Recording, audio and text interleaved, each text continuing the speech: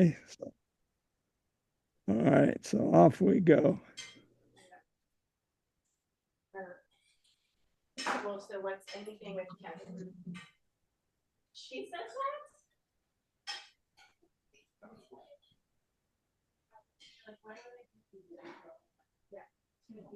Okay. Well, Jim's not here, but he sent this to me. Um, this is a very early map of the Golfo de Nueva España. So the Gulf of New Spain. I was very interested what year this was, so we'll have to wait for Jim to come back.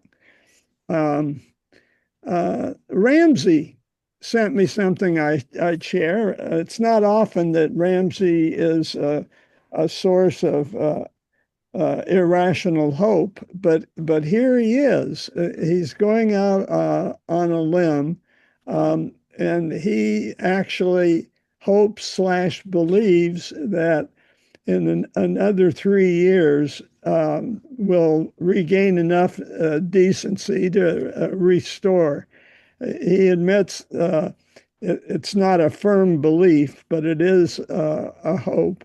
And of course, he goes back in history to 1929 when Hoover still had 3 more awful years and the country made it through. And he ends with another hope that we're all around for at least another 3 years. So those are Ramsey's hopes. It's nice to have him weigh in. So here's the event of the week, actually last week. Maria Corina Machado, Venezuela's Iron Lady, the first of 2 Iron Ladies we'll meet today, gets the Nobel Peace Prize. And that's the very thing Trump has been wishing for. And she was awarded for her tireless work promoting democratic rights, something that Trump is not doing. So there you go. Her family has left. Her whole extended family. It's a prominent family in Venezuela, but she refuses to leave, and she admires Margaret Thatcher. So she's of a conservative bent, as is the next Iron Lady we'll meet. Um, and so she's in hiding.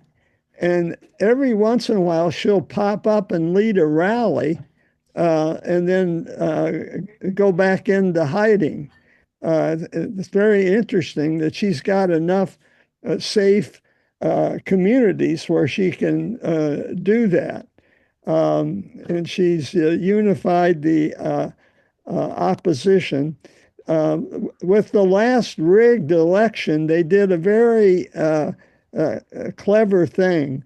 They spread out all throughout the country, and as the election was winding down on election day, they collected 82% of the tally sheets from polling stations that showed that she had, in fact, won hugely. Um, so the second Iron Lady is now in control in Japan. But first, yeah, Bob. A quick comment on Machado. She is a big supporter of Trump for obvious reasons. Yes, yes, because Trump is her best hope. And actually, Marco Rubio is actually leading the administration in that direction. It turns out he, of course, being his family was immigrant Cubans. Yeah. So on to Japan. I want to focus on um, uh, how and contrast how Japan and Germany are very different in the way they've approached World War II. Germany has done more than apologize, as they should. They erected a monument right next to Brandenburg Gate, their kind of like their Statue of Liberty in the middle of Berlin, Brandenburg Gate. They've erected right next to it a monument to the ermordeten Juden, the murdered Jews. They didn't pull any punches. Um, Austria is not quite so good, and Japan less so in acknowledging their history.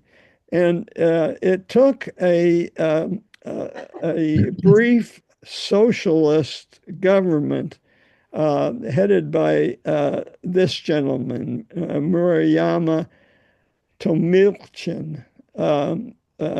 He apologized over aggression. He used the word aggression. Um, and that was back in 1995 on the occasion of the 50th anniversary of the end of World War II. And he addressed it, heartfelt apology to the victims of the aggression. So flash forward, Abe Shinzo, a previous prime minister, had been a revisionist. What's a revisionist? People who look at the events leading up to World War II and find some justification in Japan's aggression, if not for the full expression of that aggression. But Abe Shinzo, who was from a prominent Japanese family, and he had a grandfather who held power, but he, having held these revisionist views, at the end of his career, he pulled together experts to draft a statement. And in that statement, he mentioned the word aggression, which he hadn't used before. Well, fast forward to today's Iron Lady, Takaichi Sine, and she was weighed in at that time and told him not to use the word aggression. And she countered where we were, and America was sanctioning oil to Japan.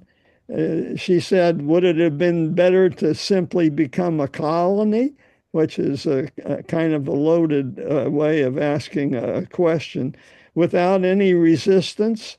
Abe ignored her, went ahead and made it clear that he wanted his apology to be the last official statement on the matter. He wanted his legacy to close the books. But somebody like Sine, not so much. She had been a regular visitor to the Yasukuni Shrine, and that's a shrine dedicated to war veterans. And she went so far as to point out if Japan had won the war, Japan probably wouldn't be blamed by anyone now. Pretty challenging. So, Excuse me? I'm sorry? Can Yes. I looked it up. You put Tomilchin, and I thought that doesn't sound Japanese. It's Tomichi. Okay, thank you for that correction. Because I thought, well, is he 100% Japanese or what? Thank you. That's one of the features of our sessions that we get real-time corrections. I love it. Um, so anyway, she's been out on a limb, but then when she realized she had a chance to become prime minister, she avoided going to the Yasukuni shrine. She knew that anytime a Japanese leader goes to the Yasukuni shrine, the South Koreans and Chinese get really upset, and it suffers. Their foreign policy suffers. Well, when she was about ready to join, even though she avoided going to the Yasukuni shrine, the pacifist party that was in the alliance with the ruling LDP, which has been in power for all but a year since World War II, they dropped out in protest. So the battles over the past continue, but the LDP found another party to ally with and slipped into office with Sinai leading the government. Um, so she uh, here this is isn't has nothing to do with her views on World War II.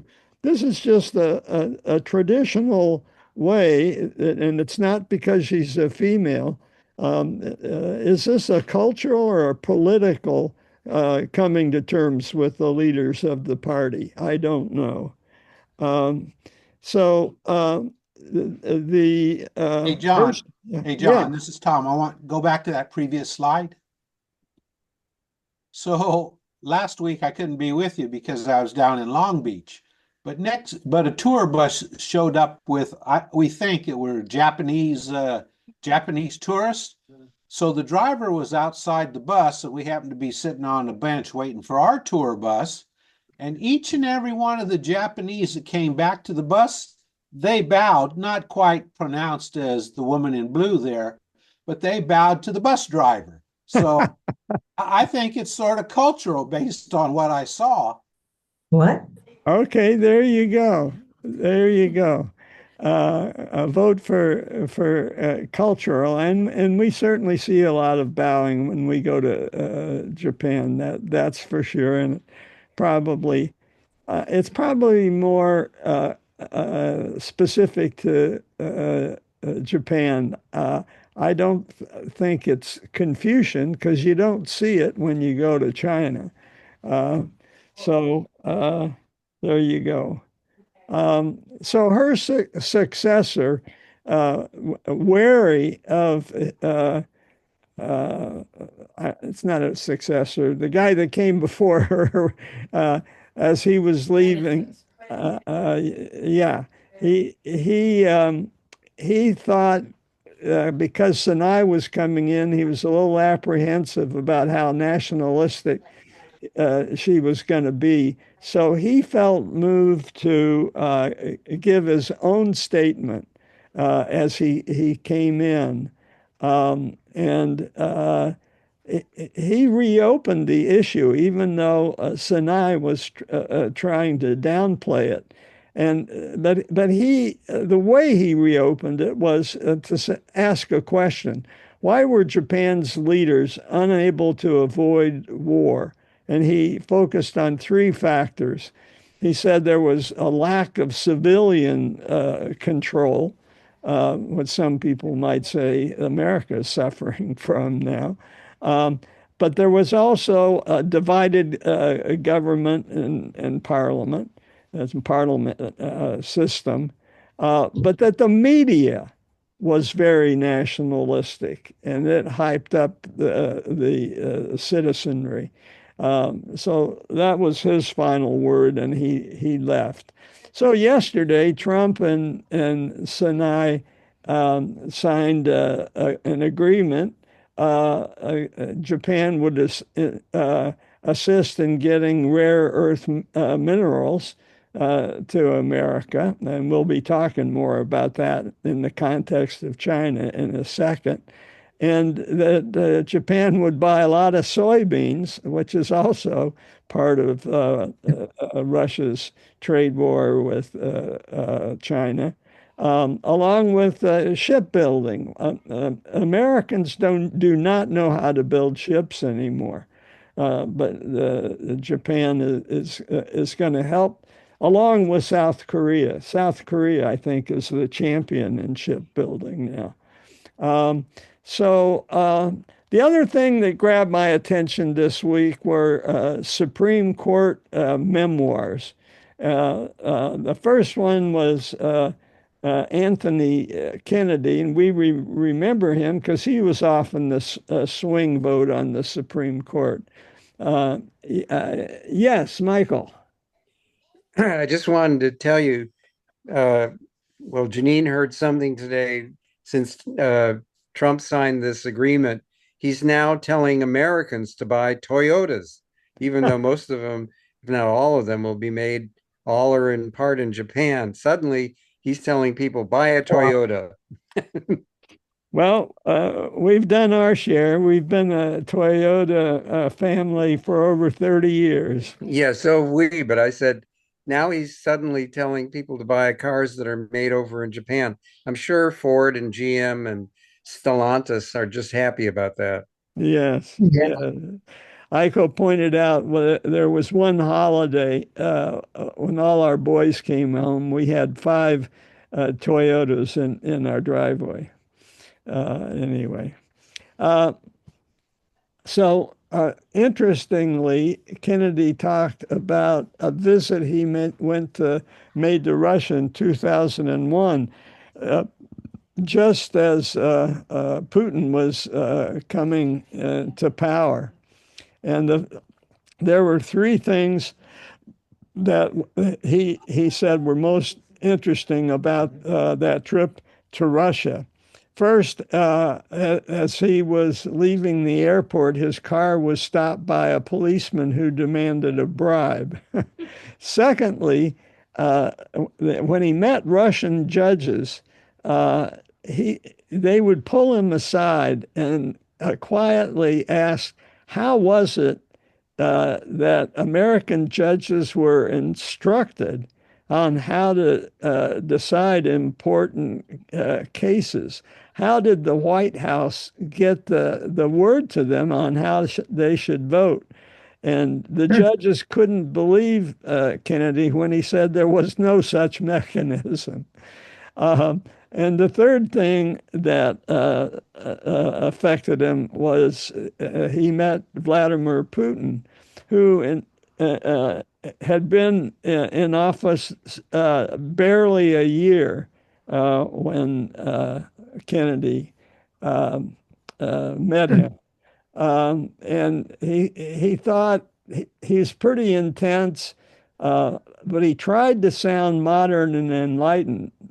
Putin, by the way, was a lawyer by training, and when he first came out, he is an assistant to the mayor of St. Petersburg, who was in fact a liberal at that. So Putin's first few years, and it's clear in his autobiography, could have gone in a liberal direction. One of his jobs at St. Petersburg, he had to pick up Henry Kissinger at the airport. And Kissinger even described his conversation with Putin and found him acceptable. How things change. But back then, he signed up to join the European Convention on Human Rights. But Kennedy was taken aback when Putin said he would agree to not having a death penalty, but he thought maybe he fantasized about what it would be like strangling murderers with his bare hands. So Kennedy thought he would be fearless in imposing his own will. Why bother with the death penalty when people can just fall out of windows? Um, and so Amy Coney Barrett also wrote a memoir and talked about how terrifying it is to be a judge in America these days. This is her book, Listening to the Law. Um, uh, she and Kennedy, she's much more conservative, but because the whole country has moved in a conservative direction, she finds herself being kind of what Kennedy was, a swing vote, most likely to vote with the court's liberal wings. Uh, and um, so she also has qualms about the decisions that have given Trump executive power. She talks about getting death threats and lewd packages. She talks about having to wear a bulletproof vest. There have been like a participant in January 6th who have mused about cutting her throat. And this is weird. She routinely gets unsolicited pizzas, which is a common way for thugs to signal that they know where you live. Ugh. Um, so, a climate of fear. Neither book mentions Trump very much, and certainly not in any direct way. But reading between the lines, Kennedy, his book brims with rebukes of Trump, and Kennedy, Trump has talked about punishing people who burn the flag, and Kennedy gives the opinion that the flag protects those who hold it in contempt, and those people should not be prosecuted. Um, so Kennedy also comments on civility and how much it stresses him to hear Trump's raving on national television. And he talks about narcissism, and it's perfectly clear that he's talking about Trump, who obviously feels that he is self-important and is certainly one individual who fantasizes about holding on to power longer than he should. All right. So, any questions, comments before we move on to a couple of PSs from last week? I continued reading about our position in the Aleutian Islands. And this is looking at the world from the polar point of view. And it's just obviously clear that any missiles fired from Russia or China, for that matter, would go over the Arctic. The It reminded me of Buckminster Fuller. I don't know how many of you are old enough to. He was an unusual thinker in the 1940s and 50s, even and beyond. But his thing was that windmills in Mongolia could go on to electric grids going across the North Pole. And the advantage that he saw was that you would have a toggling of demand between the Eastern and Western hemisphere, and there should be a cooperative electric grid going across the North Pole. And he came up with a polar view of the world that looked something like this, designed for an energy grid. Those were the days. I pointed out to you the number of incidents around Alaska and the biggest outpost that we have in the Aleutian Islands now, and how many provocations between Russia and China there have been, progressively increasing over time. And this is the Air Defense Identification Zone, the ADZ, which is a area that a country can declare that they are requiring anybody flying into that zone to identify themselves. It's purely unilateral, and it's up. Anybody can make any definition that they want. It's not universal. But beyond oil, and there are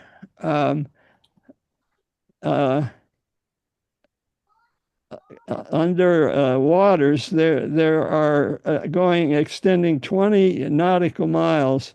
You can claim the treasures of the sea all the way out, and even define your claims beyond the continental shelf. So this is the mining from around the North Pole could be a subject of conflict. The ice sheath, the ice sheet is obviously a big impediment to commercial activity. This was the ice sheet in 1980, and here it is, 35% less today. It's shrunk. So what does that mean? It means that in the summertime, the northern sea route, which goes from the Bering Strait, here's Alaska, and instead of turning right for the Northwest Passage, you turn left and you can get all the way to Europe, to Rotterdam, to England. And for China, it's quite a boon. This route cuts off 2,500 miles over the Suez Canal route to Europe. So China is really interested in this. And it turns out that the Northern Sea route is much more amenable to travel than the Northwest Passage. There's more islands, and it's not as easy, the Northwest Passage. So just remember the Northern Sea Route, NSR. It's a coming thing. Last year, there were 52 full transits along that route, up from 45 the year before, and it's mostly Russian oil, but also cargo from into China. And there was one particular ship that was strengthened to go into icy waters that made it in 21 days. Wow. And China is calling it the Arctic Express and the Polar Silk Road. And China has 5 research vessels up there, and it's declared itself to be, if not an Arctic nation, a near Arctic nation, whatever that means. And so How many days is it Hmm. comparison to? It's to the Suez, yeah. I think around 40. 40 is wait. But if 40, it's oh, you mean 40 more days is the Suez route? no, the 40 days I think is the total Suez, and whereas 21, so something like that. Yeah, yeah. Well, the number they gave before was they say 35%. Okay, and then here's an outline of the percent chance of striking oil or gas around the Arctic. So that's the other thing that China's interested in. So far, America has just been focused on seabed mining. They have military submarines up there to either avoid cutting cables across the Arctic area, or who knows, maybe to participate. Trump has obviously reversed and allowed drilling in the Alaska National Wildlife Refuge area, and that's something that was a political issue in the last election. And then fishing. There's going to be more and more fishing with global warming. Right now, there's a fishing moratorium around the Arctic, but who knows how long that'll last. And one thing that I like, I love mackerel, and mackerels are just booming now in the warming Arctic areas, specifically around Greenland. Um, so ADEC, uh, it was born in war and died in peace. So it's closed down, as you may remember from last week. But there is this pressure to upgrade ADEC and get it back to what it was in World War II. Um, and this is what it looked like. I don't know how inviting that would be for a soldier to be shipped to the army camp. This is what it looked like in 1945. Pretty barren. Um, but this was I've mentioned these things, the fish moving north and the extended continental shelves will be in geopolitical contention. Um, so we're, compared to Russia and China, under-resourced.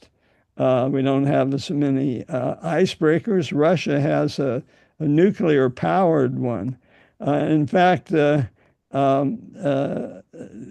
rely on Canadian icebreakers to resupply our base in Greenland. Above the Bering Strait, we had to rely on a Russian tanker for emergency fuel to Nome, Alaska, near the Bering Strait. But we can appreciate from those maps that the Bering Strait there is a choke point for all the polar shipping routes from China, going on the Northern Sea route or the Northwest Passage. In both cases, the Chinese vessels have to go through the Bering Strait, which we control at least half of. But our nearest harbor as a port is 500 miles, 700 miles away from the Bering Strait. And so that's been embarrassing for us when there have been incidences up there. And this is what we are doing there. We have patrol the Bering Sea, and this is observation of a foreign ship by one of our few ships that we have up there. And then whenever the Chinese or Russians move into our ADIZ, we send up escorts to get them out of the way. There are a bunch of Let's you see. might try the harbor. I have to Couple of do big something things for here. Let me boats try. dump their Yeah, let me things when they see come if I in. can figure out how to do this myself. Where is Go down to audio. Can't you? Is that yeah, no, Pepper? I can't. Hey, Ed, we can hear you. This happened last time. Continue.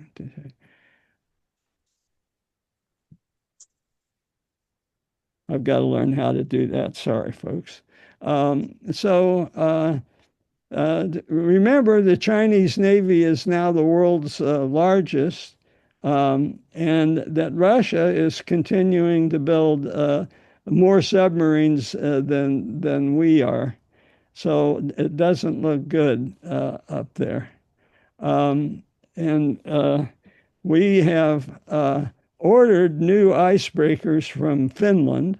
And we've talked about establishing something called the Golden Dome missile defense system across the Arctic. We'll see. Skeptics about reopening ADEC say that the weather is just too poor, which gives credence to the Aleuts name for that area, the birthplace of the winds. One example was given of how intrepid Alaska Airlines are in flying up there. And they often dare to go and land in places where military pilots refuse to go. So Alaskans are used to it, and rotating pilots into the Arctic area are not ready for the weather up there. They don't take as many chances. All right, so I just thought that additional bit of information warranted to just finish off last week's discussion. Okay, so now we'll move on to the tariff war that Trump started. He started it John, in his first term. this is Ed Loosely. Can you Yeah. hear me? Yeah, Ed, I can hear you. Yeah, so I saw on your map and you said that the large shipping around that new opened up northern route, a lot of it is Russian oil, which I Yeah. thought was embargoed and they can't deliver it anywhere in the world. What's going on? I don't. You're right. I'm not sure who accepted it. I just know that it went. Who would accept Russian oil, besides Hungary? And Yeah, but if you say it's coming through U.S. waters, we're not allowing Russian oil tankers to come by our U.S. waters so on that route, on any route. the Bering Strait is not fully controlled by us. It's 50% of the Bering Strait. The other 50% is Russian. So they could sneak around there. But your question is Interesting. the destination. I don't know. I didn't pursue that, and I'm racking my brain as we speak to think who would receive Russian oil. I think when they talk about sanctions periodically, they talk about how they could increase sanctions and that there still is some Russian oil, maybe under previous contract, that flows. But I don't know. I don't know. That's something for uh, me to look into next week. By the way, Ed, while I have your attention, you should be sure to mute yourself when you come on, because sometimes we can hear you. Um, so there you go. All right. So America versus China. We remember back in April. Um, yeah, Bob. Bob, did you raise your hand? Yeah, we can't hear you. Yes, I did. Excuse me. Oil is being shipped through the northern shipping route by Russia to China. And China's a huge purchaser currently of Russian oil. Yeah, but they don't have to. That can even be direct pipeline from They have Russia some to China. pipeline, but a lot of it's shipped, yes. Yeah, yeah, and India we know has accepted a lot of Russian oil, but I don't know whether they would use the Northern Sea route for that. But there you go. Uh, Didn't John, didn't you have there was some session where you talked about a pipeline down through, I don't know, it was into the Indian Ocean through someplace in Upper Laos or somewhere in Indochina? Um, yes. The through Pakistan, there's been a lot of activity from China to Pakistan by mostly by overland. I'm not aware, but I'm sure there's some pipeline along there. The problem with Yeah. pipelines in that part of the world is that Mhm. um, Islamic extremists can blow up pipelines quite easily. So There's, I think that's a problem. there's I'm also the Himalayans. yeah yeah those things yes There's but also the pipeline through Myanmar from China to the Indian Ocean. yes so um, that that is relatively new and somehow um, Baluchistan is involved in that, but I'd have to look at my maps and study that. But there is a port in Baluchistan. The problem is that Baluchistan has plenty of extremist groups that blow up stuff. So Pakistan does not have a firm control in Baluchistan. Um, but next week we'll throw up some maps as we love to do, and look at that again. All right. So you remember back in April, there was almost a juvenile exchange. I'm raising you to 30%. Well, I'll raise you to 40%. And they each got up to 100% before markets plunged and everybody retreated and the tariff dropped suddenly, not all the way back. But we have November 1st coming up, and the threats are to go back to 100% November 1st. Well, we'll see. Trump's going to meet Xi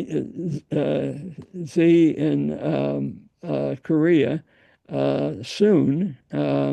And so the stock exchange has been stable, even though these threats linger out there, because investors think that Trump's not serious. But it's kind of a twisted psychology. If investors think Trump doesn't fear them, then and he does it, then they will fear him, and we're in a crazy, endless race to the bottom, a loop of fear versus fear. But such are the times we live in, and aren't we all glad that Ramsey's hopeful? Uh, so Yeah, this John, let is me ask a question here. So what do we have that I think I know what we have that the Chinese want, and what do the Chinese have that we want as a country? oh, you're setting me up just great. You're setting me up just great, Tom. I'll be getting to that in a few minutes. Um, so this is the cover of The Economist this week. They're a sober publication, and they're just flat out saying China is winning, and it's rebuffed America, and it's rewriting the rules, and what China has that we want is just around the corner, Tom. So this is none of this is a surprise. I just felt I'd uh, review the obvious. Trump wants to hobble the Chinese manufacturing, and he wants to financial and commercial concessions, and he wants to slow down China's technological development, which is why they've put export controls on computer chips. And it hadn't been just Trump, it was also Biden. But China's got their own export controls, and I'll get to that in just a second. And Trump and Peter Navarro, his true believer, have thought that we could even reform Chinese state capitalism by bullying them. But if Scott Bessent thinks China is weak, um, he's learning that China knows how to escalate and retaliate as effectively as America, something that they've learned since the first Trump term. And they're even experimenting with their own export controls. And so Peter Navarro thinks that China's going to be crying for mercy, but we've seen it's a different reality. And Musk disagrees with Navarro. Musk does business in China.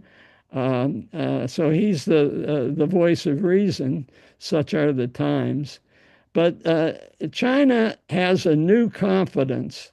It knows, first of all, that Trump always chickens out, and that they can just hold on. That Trump is not a picture of constancy, and they know that he can't tolerate Wall Street slumps. China can. China, because the nature of its state, it can tolerate almost anything. Um, so, what China has is export controls on rare earths, Tom. And what's rare earths, I'll get into that in maybe too much detail in just a second. Um, and so China, though, has not had to take much pain in the stock market. Their stock market has gone up twice as much as America's. So they don't even have to exert their authoritarian powers. And so they've been studying America's tactics, and America had a chokehold on computer, and China has responded by really doubling down on their computer industry. Chinese engineers are becoming computer engineers. And the export control of their own to match our export control on computer chips. Uh, they went about this methodically.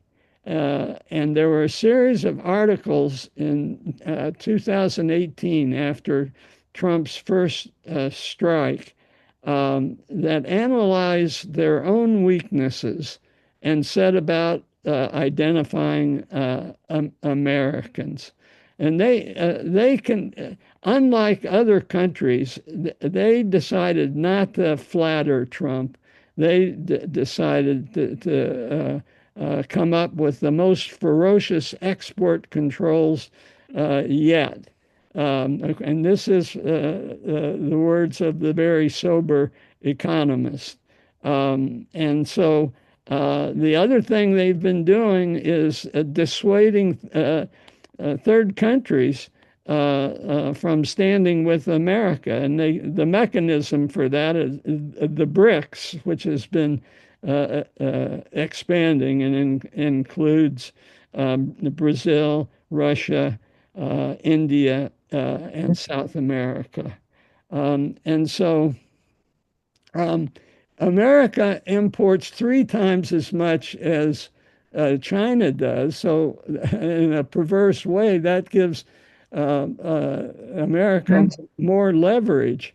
But China's advantage is they have an authoritarian political system, and they can very nimbly change trade policy.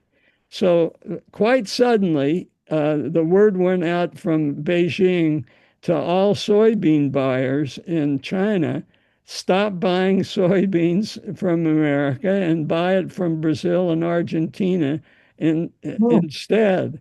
And that left American soybeans rotting in the fields this year.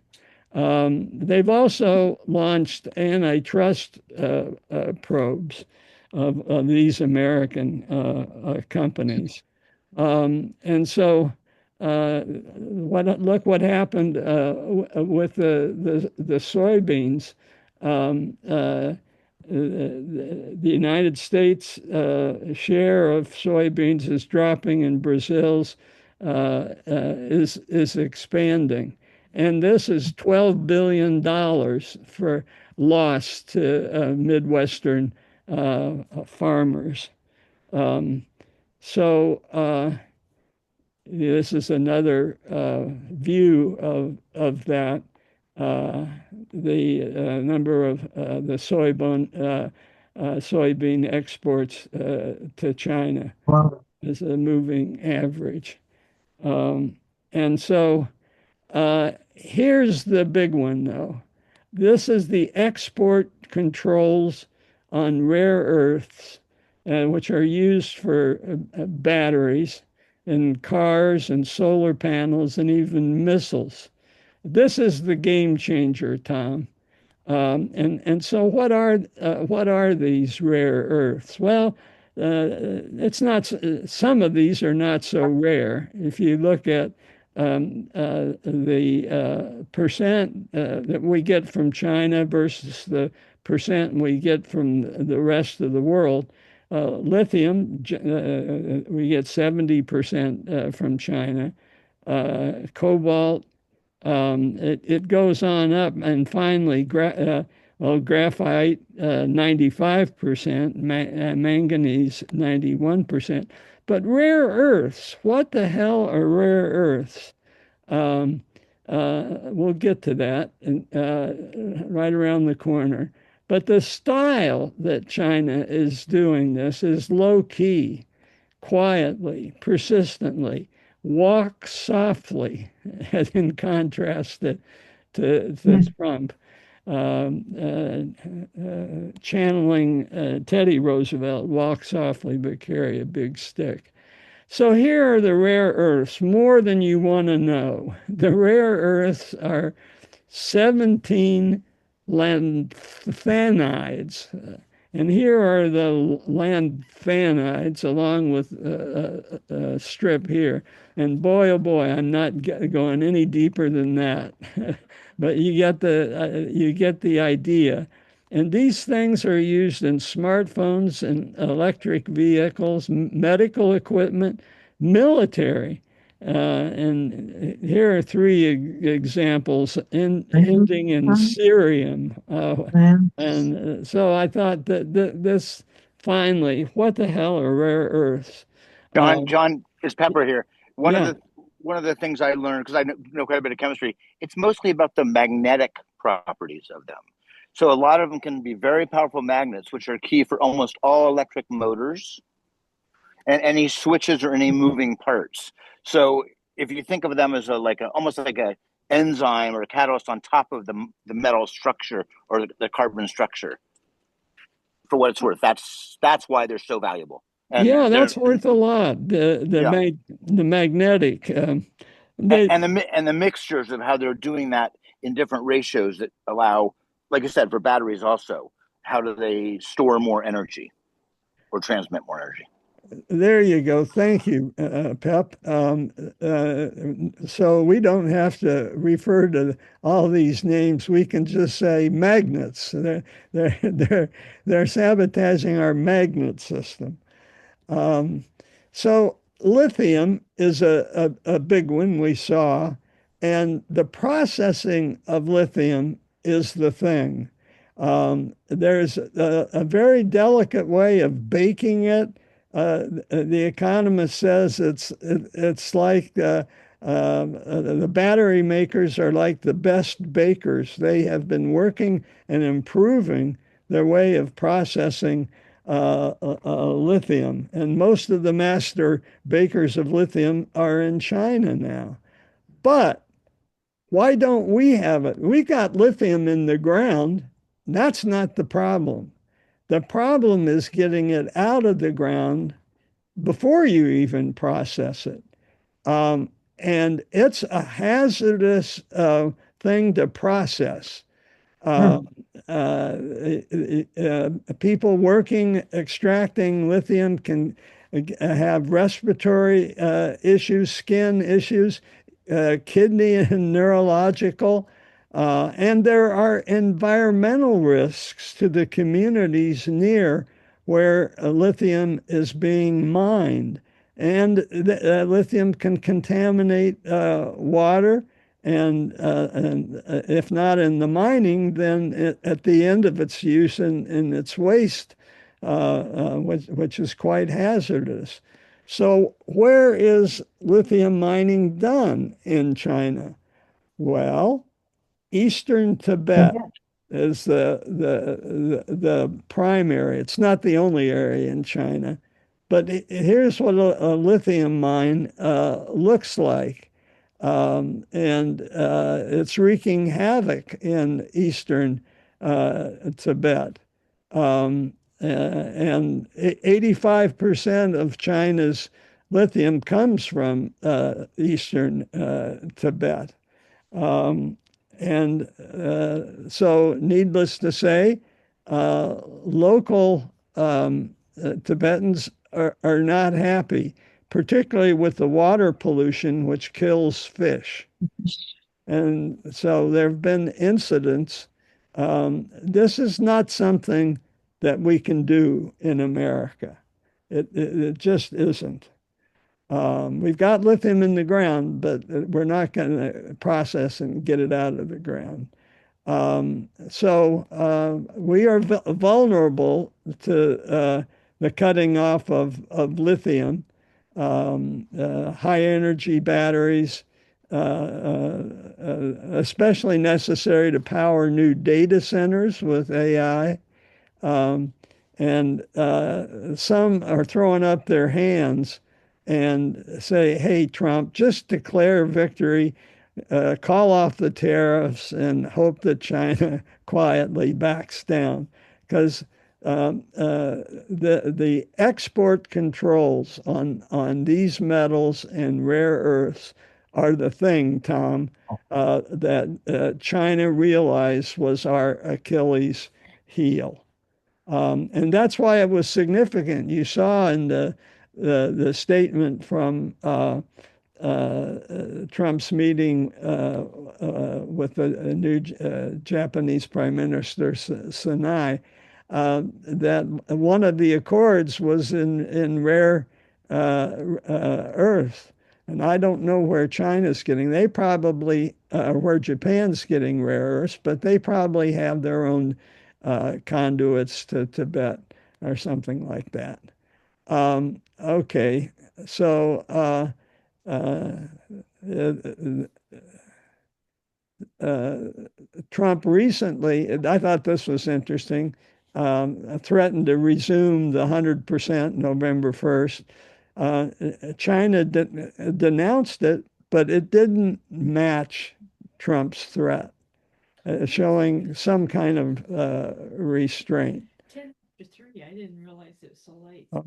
Okay, we've gone a little over an hour. We started late.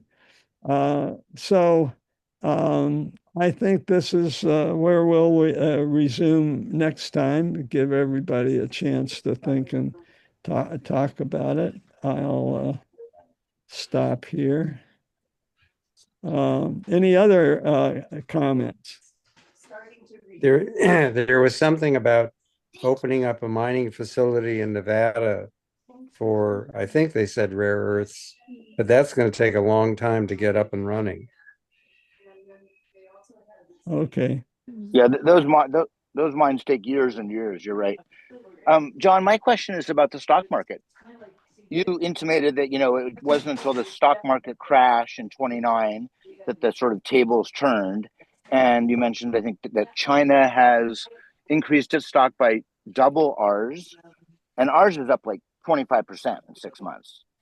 So, how hyperinflated do you think that is? And based on what you've been reading, do you think we're due for like an October crash or a November crash?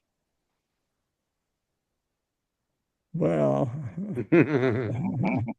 Maybe I should ask Bob.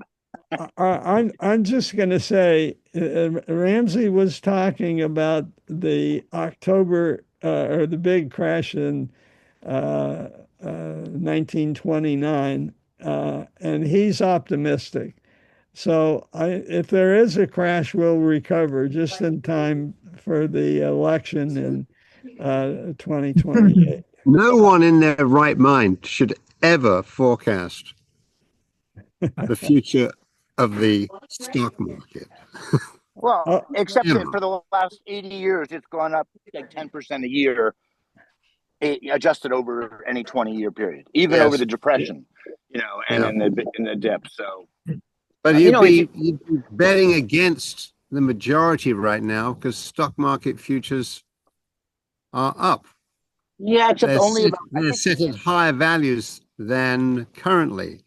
right, but I think it's only 15% of America that owns most of the stocks. And the reality Yes. is, if you've got $50 billion, you have to diversify.